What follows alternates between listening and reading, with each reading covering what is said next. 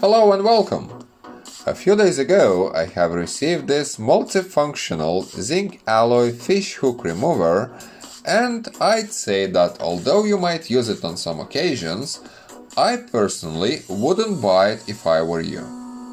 I will tell you my reasons in the end of the video.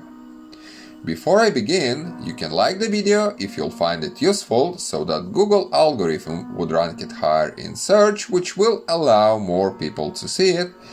And you can also subscribe to the channel if you would like to support it and see more fishing gadgets like this one.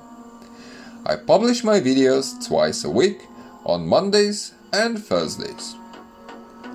I have ordered this tool from China and was able to find a similar gadget on Amazon, but not the exact one. I'll put the link in the description for you to have a look if interested, but would not recommend it. The one that I have received is made from metal with a strange combination of colors, yellow and blue.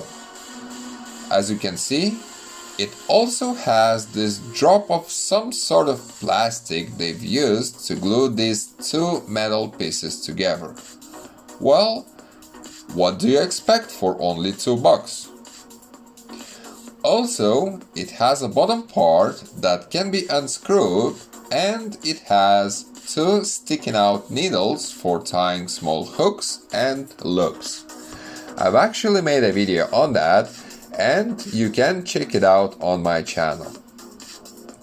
To use it, you just put the lead line into the grip of the dehooker, but try to keep the line in tension.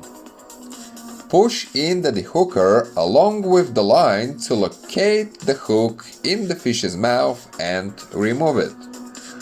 All is pretty simple. Now, let me tell you why I think that you don't need this gadget. The similar one, which I found on Amazon, costs nearly $10 and it does not even have the bottom part for tying small hooks and loops.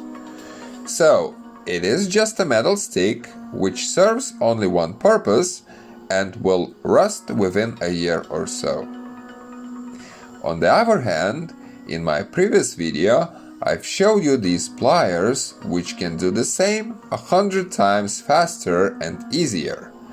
You can also do other things with them, like cutting line, pressing sleeves, and much more, and they only cost $22 and will serve you at least a few years, depending on the conditions you fish in. But again, it is for you to decide. If you have any questions, leave a comment under the video and I will try to reply to all of them. I hope that you have enjoyed watching my video as much as I've enjoyed filming it.